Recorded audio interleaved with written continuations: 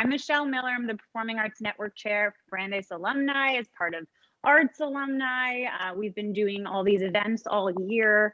We have an event next week where I'll talk about it a little bit later, but it's centered around fine arts. This is centered around all arts, really. But we've had various events all year. I'm really proud to be part of 6 of them.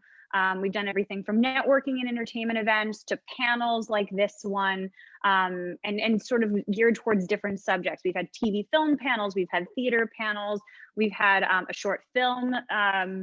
Here we have Courtney Sunkar, by the way, is going to every once in a while give us really, really great information. So far, it's been a wonderful welcome. Thank you, Courtney. So this particular event is, just arts alumni and Hyatt Career Center. So we're hoping to get current students as well as alumni in this event as we talk about different parts of the arts. We have 3 wonderful alum on this panel that we're going to introduce shortly.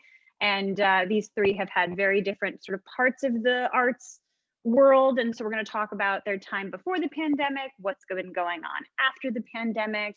It's gonna be great hearing from them.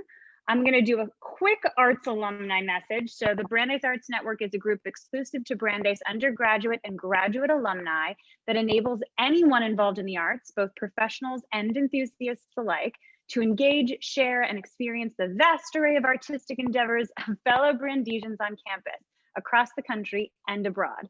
The Brandeis Arts Network also encompasses and supports the efforts of the Performing Arts Network and the Brandeis Alumni in Film and Television.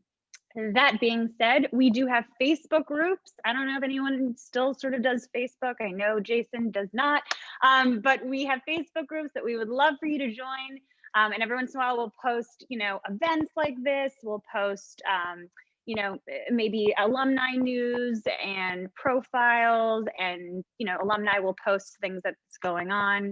I know I've done it. So we are going to post shortly in the chat the Film and Television Facebook group, the Arts Alumni Facebook group, and the Performing Arts Facebook group. I highly suggest joining all 3 of them because they're all great and all slightly different.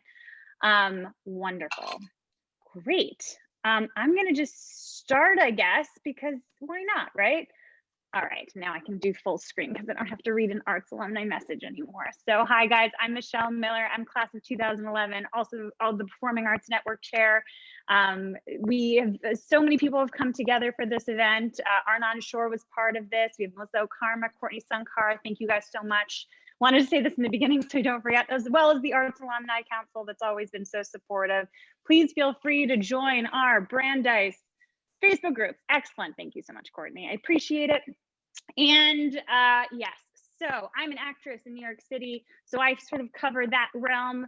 I also have a podcast called Mentors on the Mic, which I introduce people to different wonderful people in the entertainment industry, focusing on how they started and how they moved up. That brings me to the introduction because one of my mentors was David Pepos. So David Pepos, thank you. Hi. Thanks for having me. Thank you for being here. And then we have Jason Dick. Hi. Hi. And we have Emily Eng. Hello. Hello. So welcome everyone. So happy to see you guys and talk to you guys. This is so great. We really are going to be talking about various parts of the arts, which I think is the best part. So let's start with David. David, can you just introduce yourself and just introduce just yourself, just like a brief bio, brief introduction. Yeah, I'm David Pepos, class of 2008. I majored in American Studies, double minored in creative writing and theater.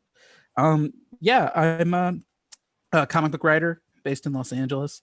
I've written books like Spencer and Locke, right here, Yay. Going to the Chapel, and my latest book that came out on Kickstarter, The OZ, and the new series coming out in 2021 called Scouts Honor.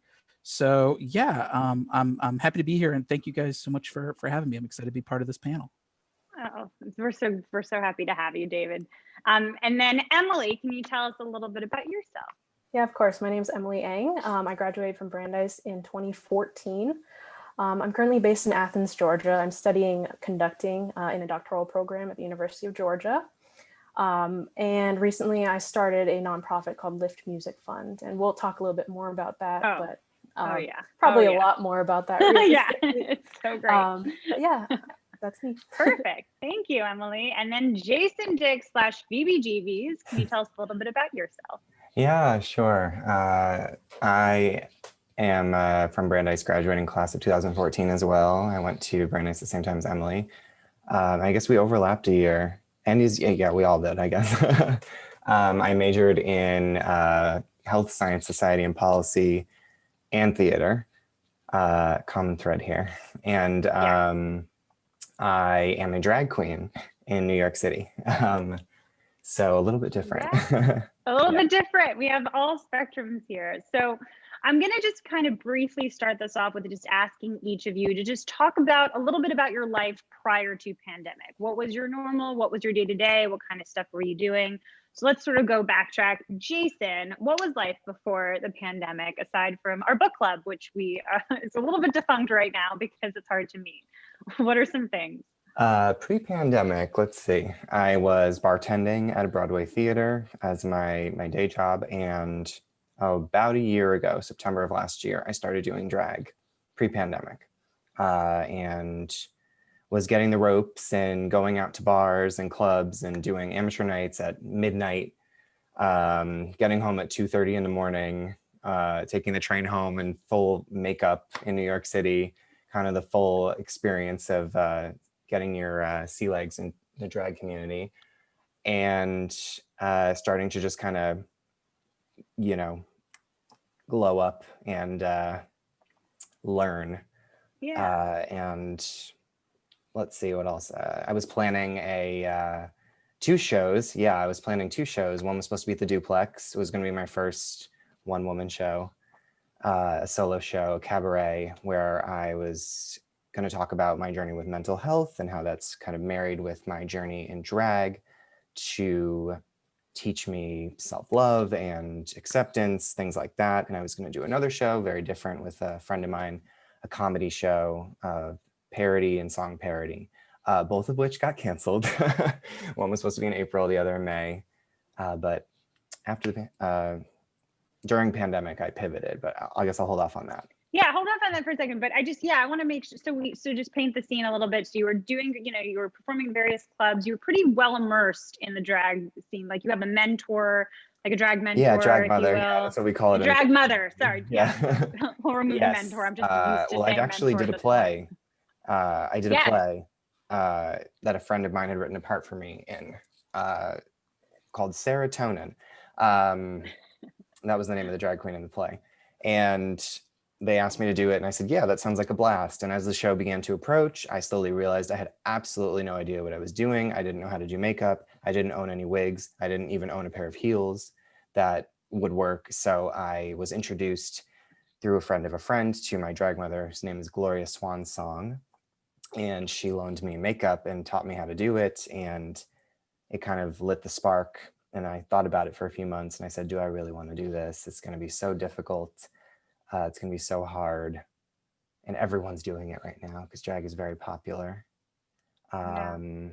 But you got great feedback on that show. I'm pretty sure I saw that people show. really loved it. And it kind of awakened a different part of me creatively and excited me in a way I hadn't been excited in a while. So that was kind of the reason for the career shift. And I love that. And we'll talk more about like how it changed, obviously, but of course it changed because you're not really able to perform live. So that's a totally big thing. A lot of performers, it's just a completely different ballgame. But I loved what you did with that pivot. And so we'll talk about that. But let's go into Emily. Emily, a little bit different. Tell me about how it was a year ago, prior to the pandemic. What was life like for you? Yeah, so being a grad student in conducting is you don't want to go into grad school with like zero energy. You have to go in full throttle. And so as a conducting grad student, we lead ensembles, we give lots and lots of concerts, we teach conducting classes, we take our own classes, do our own research. And so it's just a lot of performance. And I think when COVID struck, I had 4 concerts lined up on the books. So that's kind of, Jason, like what you were saying, it's very hard to let those commitments go, and you get ready for them, you study and you practice and everything. And I think the thing is, with arts, we all know that what you see as the final product is the result of months and months of hard work. And so letting that go was really hard. But I also was very, very tired when February, March came around. So in a way, it was kind of like, oh wow, I can kind of relax, recenter, regroup. So that was pretty welcome. But yeah, just a lot of performance activity up until COVID hit. What's your performance schedule then, like beforehand? Like, was Yeah. it something, yeah, what was it like? So at UGA, it's a big, big state school, and there's a huge band culture. So I study wind conducting. We have a 400-person marching band, which plays at all the football games. In the fall, I usually am involved with that. And then in the spring, all of those students take spring ensembles, like concert ensembles. So in the spring, I was directing once a week a 100-person band. And so you can imagine when you don't want 100 people blowing aerosols into the space anymore. So that all stopped, and we went fully remote. But and then I was leading some smaller ensembles, did some new music performances. I was in the middle of some collaborations with composers, nice. a chamber ensemble, a wind quintet. I'm supposed to do Schoenberg Wind Quintet in May. Wow. Also a couple of other pieces for another like 60-person band. Wow. So we have 4 bands going on in a semester at any given time. So it's very active. It's just, bouncing from rehearsal to rehearsal in the week. And how long is your entire program at UGA? Yeah, so it's 3 years, and this is my last year, which is kind of hard. That's also been emotional, figuring all of that out, but it's okay because I'm in the middle of research and everything. But and I got a lot of performing time in my first 2 years, so I'm grateful for that. Wow. And I think I had one more question about, so are you also just simultaneously teaching and studying as well? Or are you? Yeah. So I'm fortunate here to be a graduate assistant. So we get full tuition plus a stipend that we can live on. And so with that comes TAing the different ensembles, taking attendance, setting up chairs and stands, and also teaching, conducting to undergrads, music ed students mostly. Yeah, and you've been studying for a while because you got your master's right out of Brandeis, right? And then you went right into this program. Is that correct? I actually took 2 years off between Brandeis and my master's. Okay. So in those 2 years, I was working in alumni relations and development at New England Conservatory. And then after those 2 years, I was kind of like, wow, I love this music environment. So I did my master's at NEC for 2 years after that in wind ensemble conducting. Great, wonderful.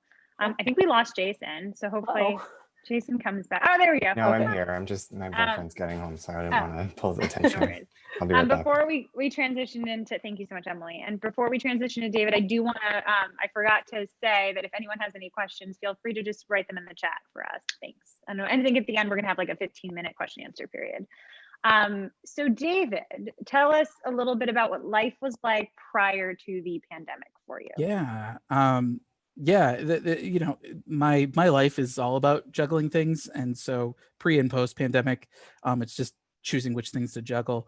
I usually kind of split my time between working on new projects that'll be coming out in the next year or so, promoting the projects that are already about to hit stores. And then I did a lot of travel for conventions, a lot of comic conventions all over the country. I would sell my books basically by hand. So I was doing, I think I had 16 conventions scheduled this year, and I got to do 2. 16. Yeah. The thing, and for me, it was very crazy because I not only did a lot of networking professionally at these conventions with different editors and people who might pick up more work from me down the road, but I was making rent at those conventions. And so for the comic book industry, things were really crazy with the pandemic. Our leading distributor basically put the entire industry on freeze during all the stay-at-home orders. Baltimore got the stay-at-home, and so the distributor basically pulled the plug on the entire comics industry for, I believe it was 2 months. And so the whole industry kind of was in free fall for a little while. Everyone was kind of freaking out about what are they going to do next. Publishers were figuring out how they were going to stagger things that were already in the pipeline. They were really tightening their belts on what new things they were going to pick up. And so for me, I switched gears to Kickstarter. I put up my new series, The OZ, on Kickstarter, and Wait, I was prior to talking about because this yeah, is yeah, going to be the yeah, amazing story. yeah, I just wanted to ask because yeah, this is something I think that's going to come up if we talk when we talk about the yeah, Kickstarter. I want to get this across. sure, How was it publishing the first couple? So if we could talk about going yeah, to the chapel and Spencer and Locke, what was the sure, process of putting that out there so then I can compare it later to yeah. Kickstarter life? Yeah, for me, it's working with a publisher in the actual comic shop market versus an online self-published kind of apparatus. And Yeah. so, when you're working in the comics industry, there's a lot of pitching, there's a lot of rejection. I always joke I survived online dating in New York City, and it's very much like that. You're going to get a whole lot of no's, and you just need the right yes to move forward. Um, so yeah, my first book, Spencer and Locke, was a book that was what if Calvin and Hobbes grew up in Sin City, and that got rejected all over town. A top 5 publisher told me it was the best pitch he'd never publish, which I wear as a badge of honor. But like I said, it only takes the right yes. Yeah. Action Lab Entertainment picked up the book pretty much the moment they saw the pitch. They emailed me about 20 minutes after they got it, asking when they could get it done, which was a real chill down my spine, because then I said, oh, I have to actually make this book. And so I've been working with them ever since. They published the first 2 volumes of Spencer and Locke. They're going to publish the 3rd one once the production's finished. They Great. published my sophomore book, Going to the Chapel, which is Die Hard meets Wedding Crashers. But yeah, when it's a little bit different because it's a very different ball game. As somebody who's read comics his whole life, there are certain steps that I knew. You pitch the publisher, and then you call the comic shops, and you have to figure out, okay, how many issues can a publisher reasonably take on from an unknown talent, and trusting, for example, that your publisher will handle the printing of the book and handle the distributing of the book, and making sure that it's print ready, and working with the distributor to do stuff like that. When you're doing it on your own, and I can talk more about that later, the Kickstarter model, you realize, oh, you're doing it all on your own. All the things that you kind of took for granted with a publisher, you realize, oh no, I got to do that sort of legwork, which is why I have 2,700 units of books in my office right now that my dog can't get into. 2,700. It's a lot to pack, but I think it's really empowering, because you don't have to really ask anybody permission anymore. You can put out your books for a sizable margin, and if you're willing to sort of put in the grunt work of the packing and the shipping, you can really have a very self-sustaining career out of that. But yeah, it was definitely a learning curve, and I think my whole industry was really grappling with that. And so you saw a lot of very established people.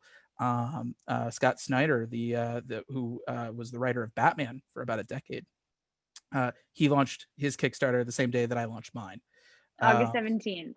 Yeah, and so it was a really kind of seismic shift for the whole industry, and I think everyone's figuring out.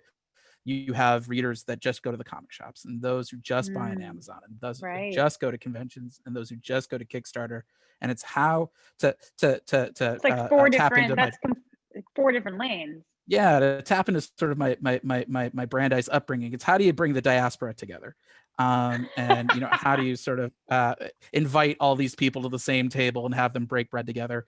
And that's been sort of the existential question that I think everyone in my industry, if they're not having it, they should be having it. And it's something that certainly has been informing the way that I'm going to approach business in 2021 and beyond.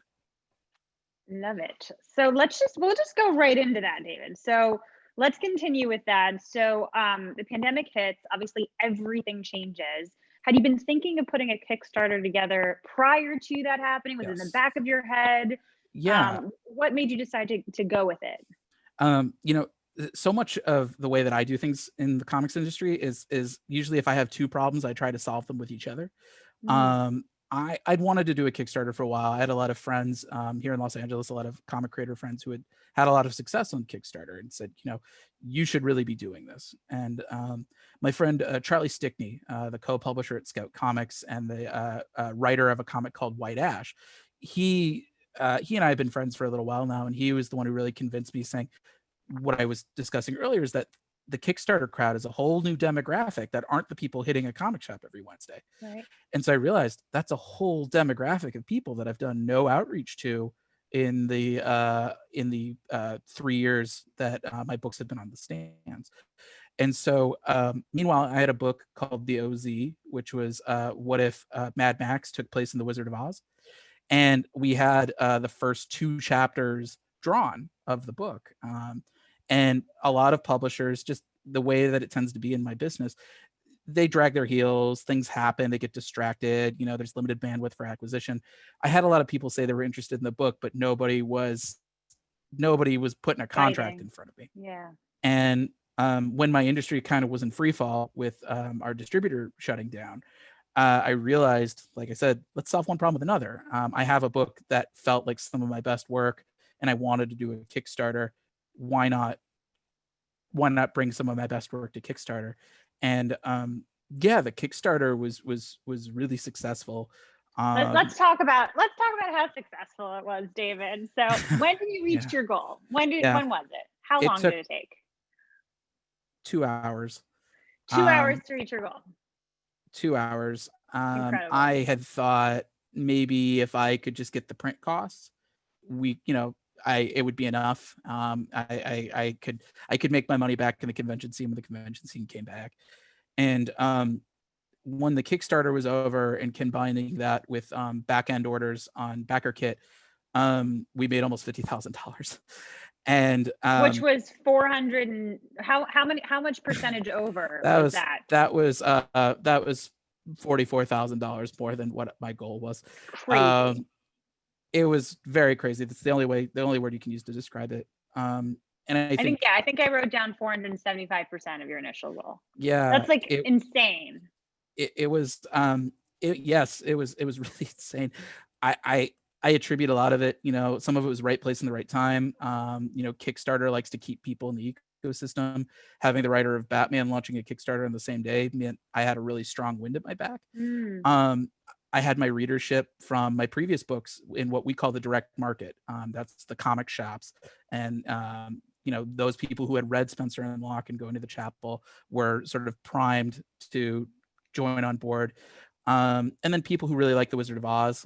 Surprisingly, that is a very big fan. Yeah, tell us about the OZ actually, just so that we have an idea of what that particular comic book was. The OZ, it's the story of Dorothy Gale's granddaughter, who's a disillusioned Iraq war veteran. And she is swept up by a tornado and stranded in what has become the war-torn land of Oz. And she finds out that because her grandmother killed the Wicked Witch of the West and then split, the resulting power vacuum turned Oz into something not unlike Baghdad. And so this Iraq war veteran, she kind of has a second chance to make things right. She's going to have to navigate these factions led by her grandmother's former friends in order to bring peace to the occupied zone, or as the locals call it, the OZ. And yeah, So I mean, creative. it's I think it's a really special book. The thing about comics is, at least in my mind, I'm the weak link. I'm just the writer. I'm not the art team. And so working with an artist like Ruben Rojas, a colorist like Whitney Kogar, the book looks pound for pound as good as anything else you'd see in the stands. And so that's been kind of my philosophy, is work with talent that is up and coming, that is as hungry as I am, that is unique and no one's seen them before, because then the book becomes undeniable. Then it's very freeing for me. Nobody cares what I write. If the art looks really good, then it really provides nice cover for me as the writer. And yeah, it's just I've been very fortunate with the creative teams that I've been working with, and I think the OZ is really no exception. Yes. Well, so I wanted to just sort of briefly talk about this, because I felt like there was a lot of creativity that I saw, because I was really I felt like I was a part of the You were part of the launch.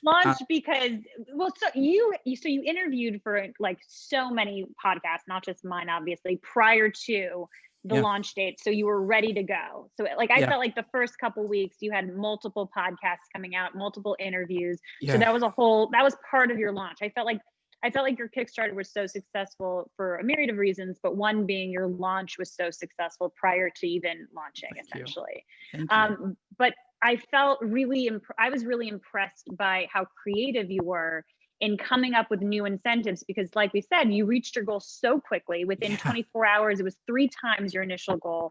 And so Yeah. that now you have a whole month left to try to raise money. How Yes. do you come up with ways to incentivize people? You know, you have to have new Yeah. prizes, new incentives. Can you tell us a little bit about the creativity behind that? Yeah. Sheer unadulterated panic. You know, it was one of those things. When I went into Kickstarter, a lot of my friends had said, go very conservatively. You haven't done a Kickstarter before. You don't have that Kickstarter audience, and you want to make sure that you have a goal that you can hit, because this is a book that is really good. And if you don't hit your goal, it's just going to Right. be a big black mark against the book. And so Interesting. I had said, what's the minimum amount that I could do on this Kickstarter without sort of feeling like I wasted my time? And so I said $6,000. You spend that time going into the Kickstarter, and I spent about a month planning that Kickstarter, thinking, how do I get to $6,000 in 30 days? Yeah.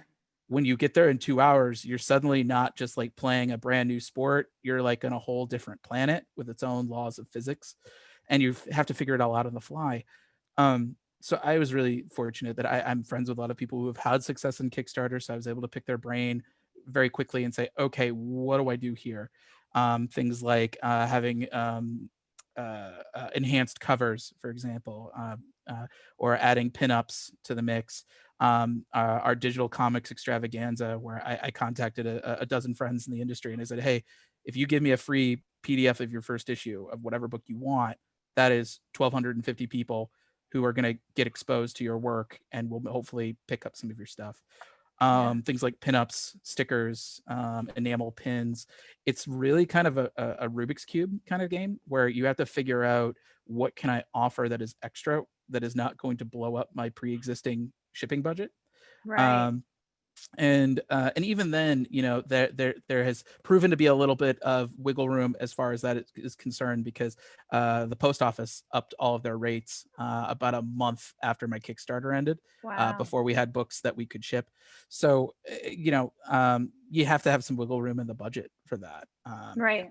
But I've seen a lot of Kickstarters in the past who have sort of promised the world, promised things like T-shirts or statues or action Right. figures, and have completely annihilated their budget because they don't realize how expensive it is to make and ship those things. Wow. So, you know, figuring out, just being creative, figuring out things that I could offer digitally was a real asset. A buddy of mine, George Marston, my best friend, actually is a musician. So I had him come up with a theme song for the book once we hit Smart. a dollar amount. Or I did a writer's commentary for the book once we hit a certain amount.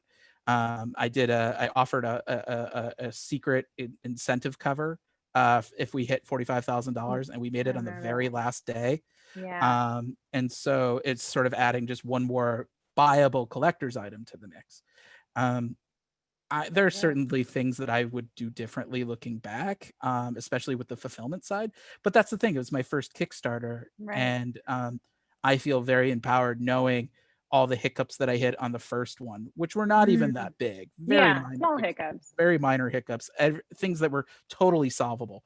But now I know, sort of, okay, the next Kickstarter that'll probably be in February or March, these are the things I'm going to do differently to sort of Oh, good. streamline We're the doing it process a little again. more.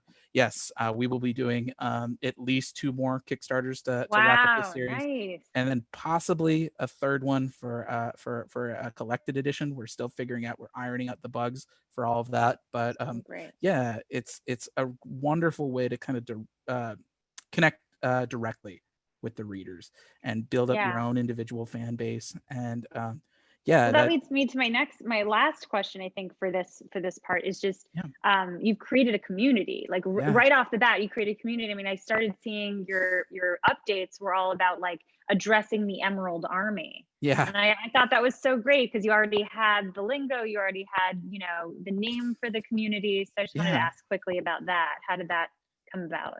Yeah. That, you know, I wish I had been smart enough to come up with it before the Kickstarter started.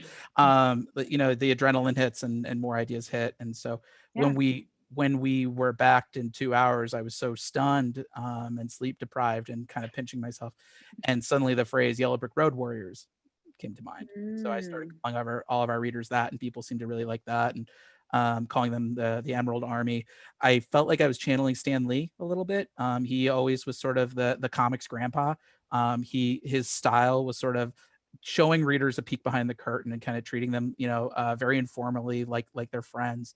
And so I kind of channel that a little bit to my sales approach. Smart. And yeah, I mean, Kickstarter, that's its business model, is they want you to feel not just like you're a consumer, but you're part of the reason why the project exists. Right. And so it has certainly been a learning curve figuring out sort of the customer service elements of it all. 99% of our backers are wonderful, sweet, enthusiastic people, but of course you're going to have 1% that is going to say, well, I have a problem with XYZ, and you kind of have to figure out, all right, how do I do that? Because I want to keep these people as readers, as long as they're not Right, like virulent of course. bigots. Like I of course, Yeah. want to keep them around. But yeah, I think for me, coming in the independent comics trenches, the only numbers I care about are the number of readers that stick with us from book to book. I don't care about the dollars. I'm the world's worst son of an economist for saying that. But for me, it's all about what's the book that I can put out that lets me sleep at night. And I feel like I say that enough that I think that my readers trust that. And so they feel like even if I'm not the guy writing Batman, I know I've got room to grow as a creator. They know Yeah. that I'm going to leave it out all in the field to the best of my abilities for every single book. And that sort of lets them roll the dice on me. And so I'm always very Love grateful it. for that. And I try not to forget that. I know it can be easy to do so as you sort of build up in your career, but I just remind myself I wouldn't have a career without every single one of these readers. I have 1,254 people who have proved that. That's And amazing. yeah, so I try to be grateful. Yeah. For Well, I've these. said it a million times, but I'll say it again. Congratulations on all Thank of you. that. Thank you. And on your third Ringo nomination. Thank you.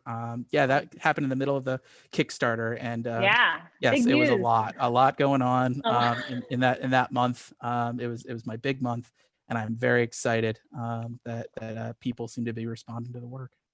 Excellent. Well, thank you, David. Of course. I'm going to transition into Emily because it's a little different here. But Emily, tell us a little bit about what happened with the pandemic, how that affected you, and then how did you come up with Lift Music Fund? Yeah, certainly. So there was so much time, I think, for everyone to just kind of sit and Yeah. think. And I had nothing but I mean, I should have been doing more research and everything and working on school stuff, but there's just a lot of stillness. I wasn't conducting, I wasn't waving my arms around, I wasn't getting to, perform. And so in June, with kind of the resurgence of the Black Lives Matter movement, with the murders of George Floyd, Breonna Taylor, it was a real reckoning, obviously, for everyone in our country, and in the field of classical music in particular. We live on this kind of this space that really privileges white people, and kind of without meaning to, but maybe intentionally excludes others. And so I was sort of just sitting on my couch thinking about, why is this? What are the root causes of this? And there are so many. I mean, institutionalized racism is in everything, from top to bottom. But I was sort of thinking a little bit more broadly, a little bit more foundationally. And I was thinking about, oh my gosh, music is just so incredibly expensive. I studied cello when I was a kid. Cello lessons can be like 50 to 100. Some of my friends take lessons that are $200 an hour.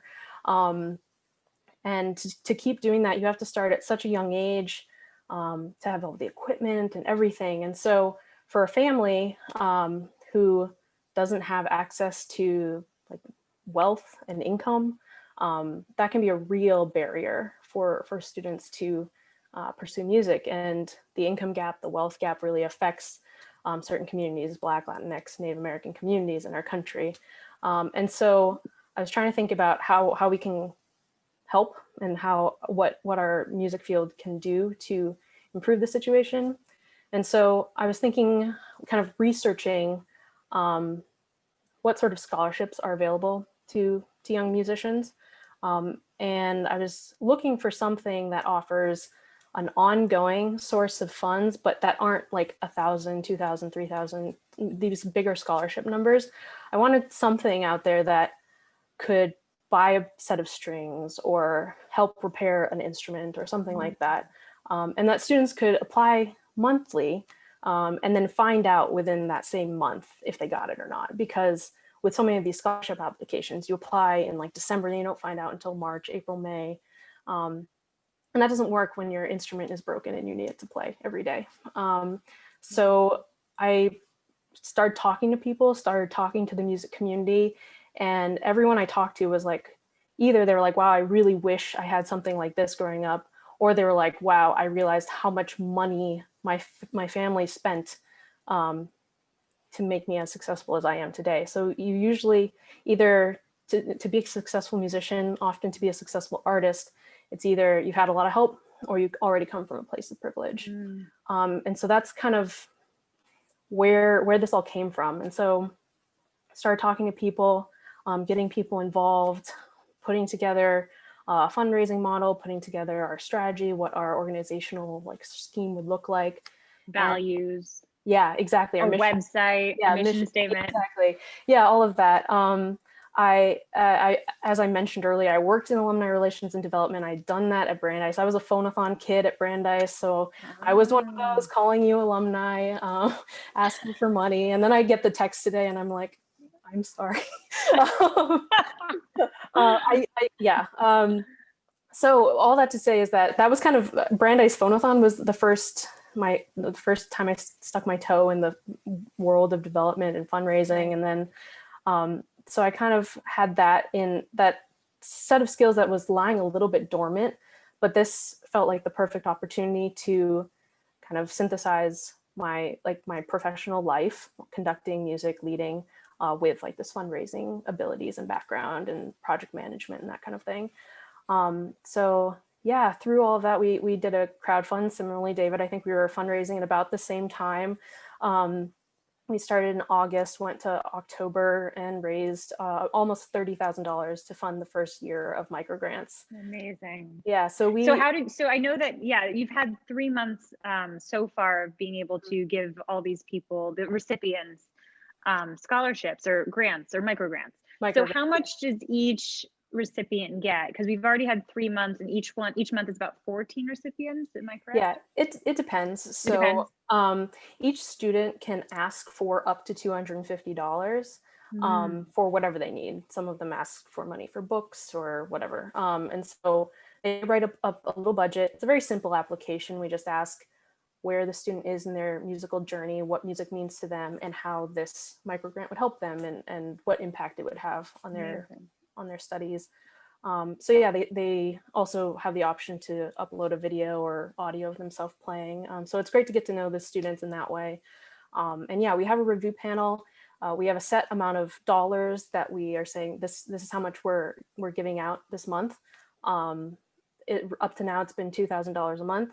We're hoping for that to increase because just this past month, students asked for over $5,000 a month. And that's really hard because it's like, we want to be able to support them fully, and there's such a need, but we raise so much money. So I'm hoping next year we're going to also do another crowd fund in February, March time.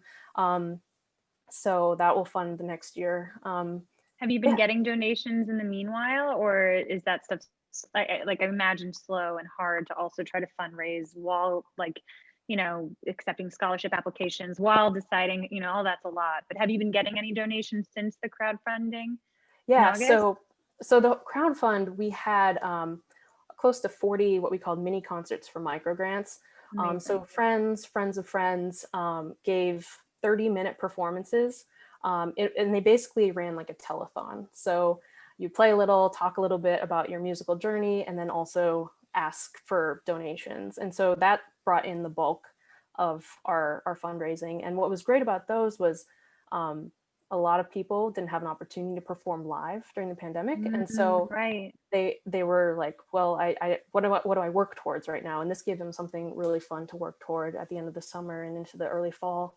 And also it gave them a chance to be a part of dealing with racial justice and helping Yeah. helping fight for racial justice. And so we still had a couple of mini concerts after, because when everyone was doing it, other people were like, I want to do one too. So people Good. have been doing that. And then it just kind of gets around, and Yeah.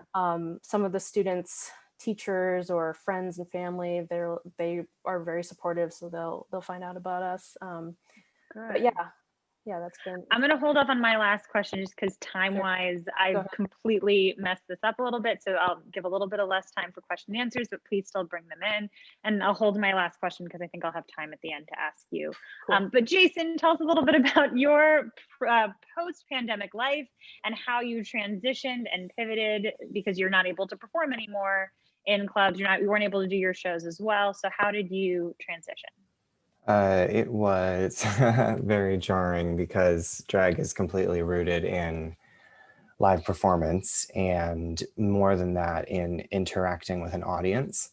The reason you go to a drag show is to, hold out $1, and a queen or a drag artist comes up to you and they grab the dollar and they'll play around with you, mess around with you, interacting in the crowds, jam-packed bars and clubs. So that does not really work for a global pandemic, and all the bars shut down. And actually a lot of them have in fact closed during this time, which has been pretty devastating here in New York. So my thought process was Zoom. My thought process was, okay, I'm new at this. Not a lot of people really know who I am or what I'm about. And was taking this time going to bars and clubs to discover what my aesthetic, what's my brand, what am I offering to this community, to this art form that somebody else isn't. And I am a lover of baking. I started teaching myself to bake 2 years ago because I like to cook. I was always afraid of baking because I didn't think there was any room for creativity or improvisation.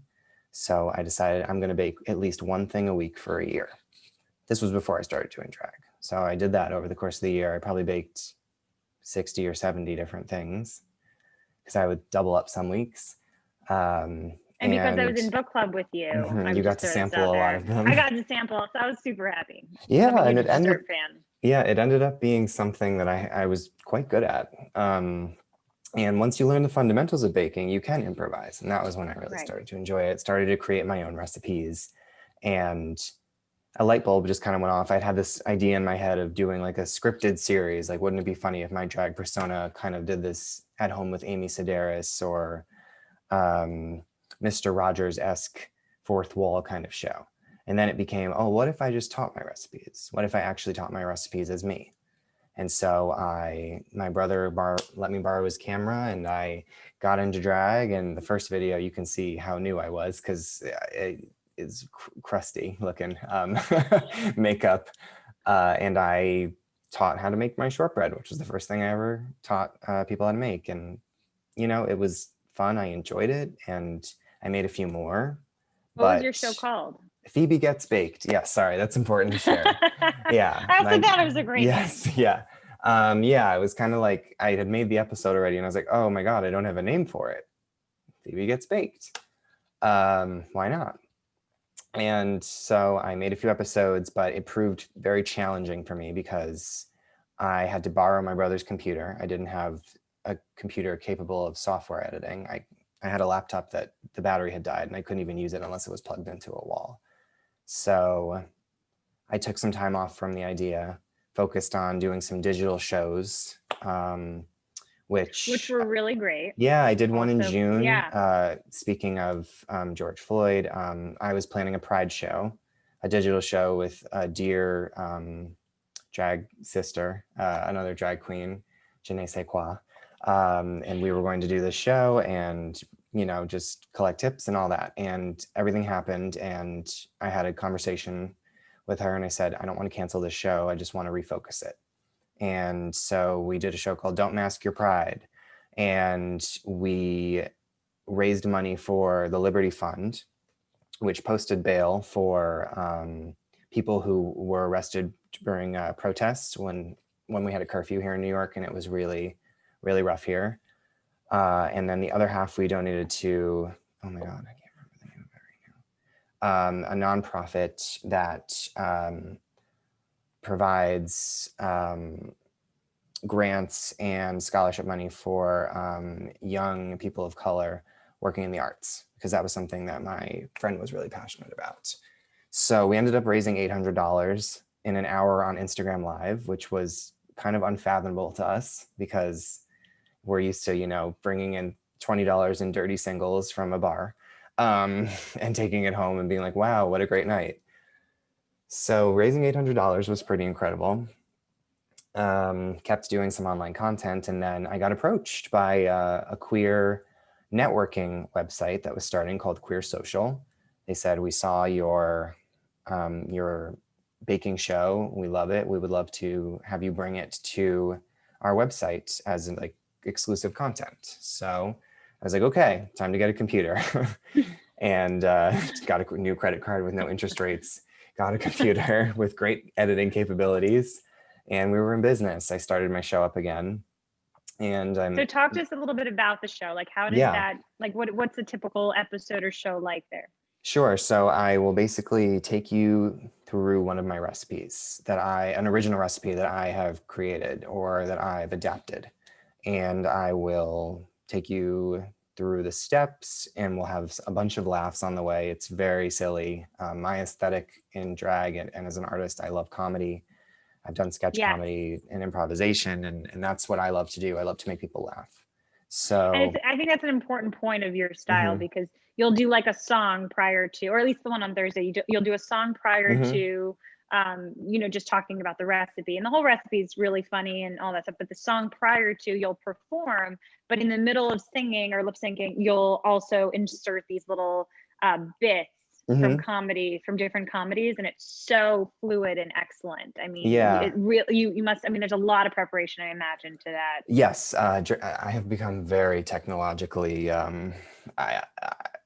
advanced, I guess, compared to where I was. It requires it. We call them mixes in drag, which is where you'll take songs and you'll kind of mold them with dialogue and pop culture, and you'll center that around a theme. And it's very big in drag culture. It makes people laugh. It's really fun. It's funny. You take like a big hit song, you mix it with something from The Real Housewives of New York or something like that, and everyone laughs and has a great time and hopefully tips.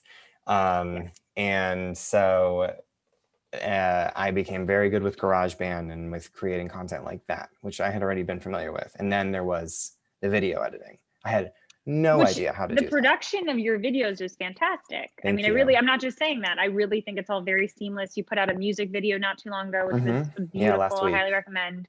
And we'll put a link to it. Yeah. Also, I mean, I can transition into this now, I think, because I'm going to ask each one of you, how do we support you, Jason? So what are ways we can support you and see your work? Sure. So I am on Facebook, as Michelle mentioned, not a place where I enjoyed being, but I am on Instagram, which is where I post a lot of my content. Should I post it? Let me post it in the chat. I had it already typed up. I'm on Instagram. I'll put the handle and everything in here. I have a YouTube channel that I recently started where I post all of my videos, including the music video I just did and all of my baking videos. And then I actually sell my recipes, something that I started doing later into the pandemic. And how much are the recipes? $5. Yeah. I just basically consider it, if you're watching the show, it's kind of like a tip with a perk, kind of like a Kickstarter. So you're supporting an artist and you get my recipe, which includes pictures and tips and tricks and things like that. And occasionally you'll do raffles, or you'll do like, you can put it up when we talk to someone else. That way it's not like distracting, but you also do raffles. So people should follow for that. And also, I mean, for Thanksgiving, I don't know if you're going to do it again, but I sold pies. You sold pies. So I bought a pie. I bought an Oreo pie. Yeah, you did. It was fantastic. Yeah, I'm actually planning on putting the 9 recipes. So season 1 is ending next week of my show, and I'm going to put all 9 recipes together in a cookbook of sorts and sell that for like a lump sum and try to do stuff like that. We did cocktail pairings with a friend of mine who I think is here, Eliza. So I'm just trying to really go on with my brand. Yes, I love it. And then Emily, how can we support you and Lyft? Yeah, so I'll just throw the stuff in the chat as well. Sure. And same Um, with David, please. I'm gonna ask you in a second too, but feel free to post as well, because God knows I have to get to question and answer soon. So we have a website. You can find our past recipients. If there are any students who are eligible for LIFT awards, if you're, know musicians in your life who have students, there's the application and that whole process there, and that's all there. Also, if you're interested in donating, as I mentioned, there is a need, and we are not able to meet that need right now, but we're working on it. So any support there is obviously very appreciated. And then, yeah, we're also on Instagram, Facebook, as well. Amazing. Thank you. And David, how can we support you? Oh, no, you're muted. You were doing that thing where we can't hear Yes, you. my dog was being a diva, and so I had to switch rooms. Yeah, the best way to support me, I actually have a book in pre-orders right now called Scouts Honor. It's about a post-apocalyptic cult whose Bible is an old Boy Scout manual. You can order that at your local comic shop. The first 2 issues are available to pre-order now. You can also tell your Nice. comic shop add all 5 issues to your pull list. I'm going to add some links to all that in the chat. You Please. can also subscribe to my newsletter, Pep Talks, at Highly bit.ly/pepmeet. recommend. Yes. I'm sending a new one out on Tuesday. Follow me on Facebook, David Pepos Comics, Twitter and Instagram is PeposD, or you can visit my website, davidpepos.com, and I am adding all that to the chat right now.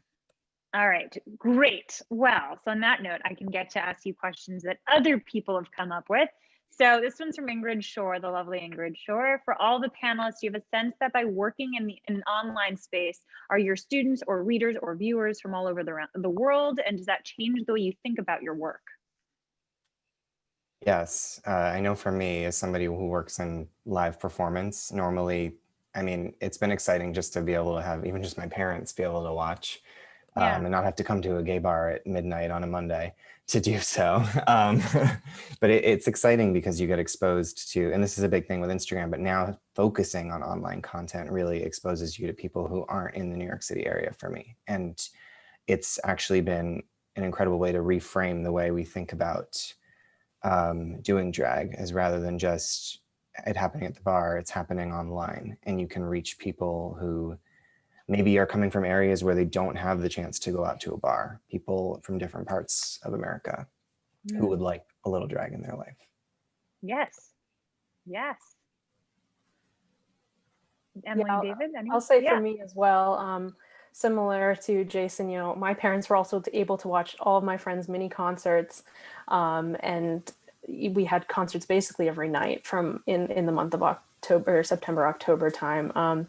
And so that has been really great. Also, students from all over the country are finding out about us and applying, and we have a very vibrant following on Instagram. It's basically all high school students, college students who are part of our community. And so that's really cool to support.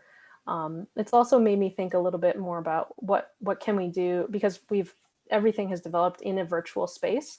So I'm already sort of thinking, what will we do when we're actually in person? And that's kind of fun also to think about. Yes.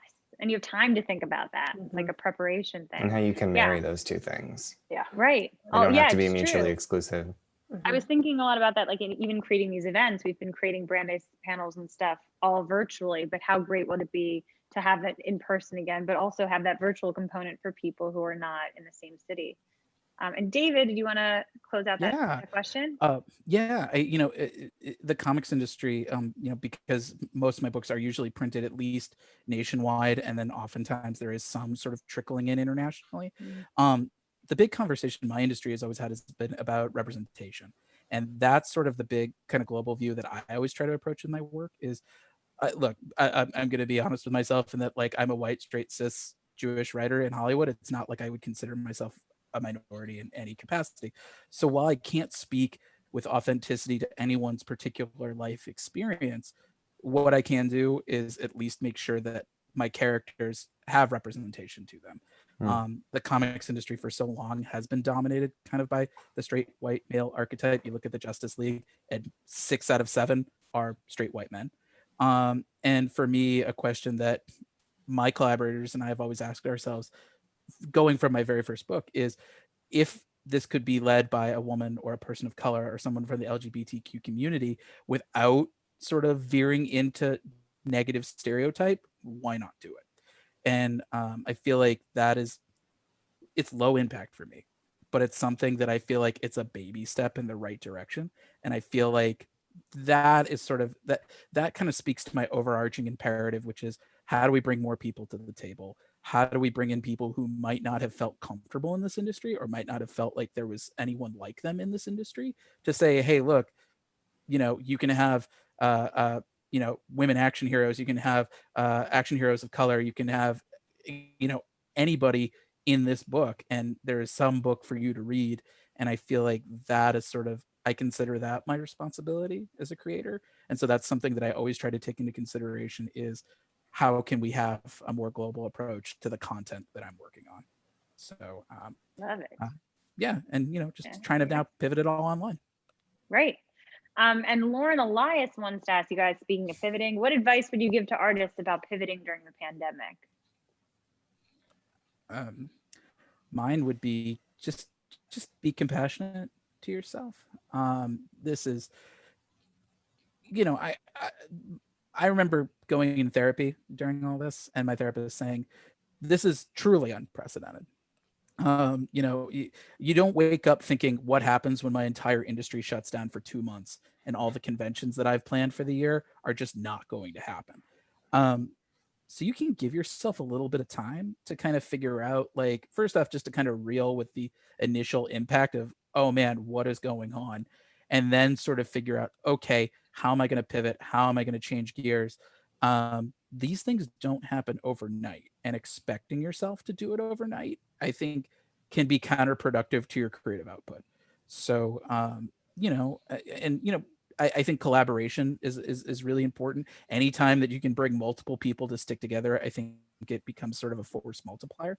And I think chances are you are not the only person in your boat who is freaking out about how do I pivot from here. So Right. building that community, that's something you can do online no matter what, and you guys can sort of figure out a smart path forward from there. So that's my I 2 love cents. that. And I think with all three of you have really gotten this idea of, like, even if that in a time of uncertainty, even in we're not sure that we're doing the right thing or how we're going to do it or what, steps we have to take to doing it, I feel like there's this element of, like, just do it anyway. Like, just push through that uncomfortability, push through that, like, I don't know what I'm doing. I don't know if this show's I- going to end up happening. I don't know if we're going to be able to crowdfund. I don't know if Mhm. both situations. Jason, did you want to add I something? also think that to remember that in a digital world, we're all performing constantly, even people who aren't performers. People are putting things on Instagram or Facebook or Twitter about how Mhm. successful they are, and you don't see all of the Yes. work that goes into it. You don't see all of the nights of thinking, why am I doing this? I'm a failure, looking in the mirror, all of this stuff that we all go through. All you see is the photoshopped Vogue cover or whatever. And it's just not Love the way that. it works. And you just have to, I'm constantly doubting myself, fighting constantly to remember that my art has value and to continue to do it despite feeling like nobody cares about it sometimes. You're just going to have tremendous ups and downs in addition to what we're already experiencing in unprecedented times. So I think I completely agree with David. Be kind to yourself and also remember that everyone's going through this and what you see is not necessarily what they're going through. Very well said. And I think it's something we mentioned right before starting this panel, this idea of, the amount of, we were talking about David's career, especially, and just because I've interviewed before, so I know a little bit about that journey. And you were talking about all the rejections, all the failures. We can all relate to that as artists. And it's this idea of, we're looking at this incredible moment in your life with this Kickstarter and how successful it was, but there's still so many moments prior to that led you to that moment. So I just wanted to, I'm a firm believer that the number one difference, the thing that will make a creative career, it's ultimately not your talent, it's just your threshold for pain.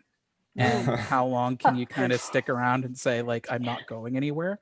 And that can be really challenging. I mean, it's one of those things that Emily was quite right saying that, so much of a creative career can be rooted in either coming from a background of privilege or having a lot of help. So having, you can't discount that. But I think, ultimately it's a long game. There is no such thing as an overnight success. It took me 10 years to get my first book out. And so I feel like it will not happen overnight. But I think, jumping off of what Jason was saying, I promise you, your art does have value, and somebody out there is listening, and there's someone out there, even if it's just one person, that your work is going to mean the world to them. So keep creating, Yes. keep doing it, because I promise you, if you stick at it long enough, you will look back at it and you will say it was all worth it in the end. What a great moment to end on that regard. That's beautiful. Thank you. And then just one more thing. I've got the question, so I appreciate Rachel Kovacs for asking. Will any of the artists be available to be contacted for some specific questions after this session? And if so, could you write down in the chat? I know a couple of you have already written your Instagrams, but just some way for people maybe to contact you after or subsequently. Excellent. Yeah, I included Wonderful. my email and my Instagram, so you can Lovely. email me. Excellent. All right, guys.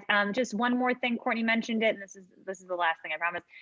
Next week, December 14th at noon, we are having another alumni arts panel. Not panel. It's really more of like a focus on artists' works. We have three alumni artists that are being featured: Bronte Velez, Marlon Forrester, and Naomi Safran Han. And they're going to talk about ways it is shifting with the pandemic and their careers. Now, Brandeis Education has informed each of their creative processes. So please register for that. The link is in the chat. Thank you guys so much. This has been so fantastic. Thank you, Emily. Thank you, Jason. Thank you, David. This My has pleasure. been wonderful. Thank you. This is our last arts alumni event for this sort of thing now, up until obviously our fine arts one next week. And thanks, Courtney. Thanks, Amy. Obviously, thanks, Arnon. Thanks, Melissa. Thanks all of you. I'm going to end this. It's just going to be me talking. Have a wonderful night, everybody. This will be recorded, so you can watch this. If you missed something later, you can send it to someone. Have a wonderful night or evening, depending where you are.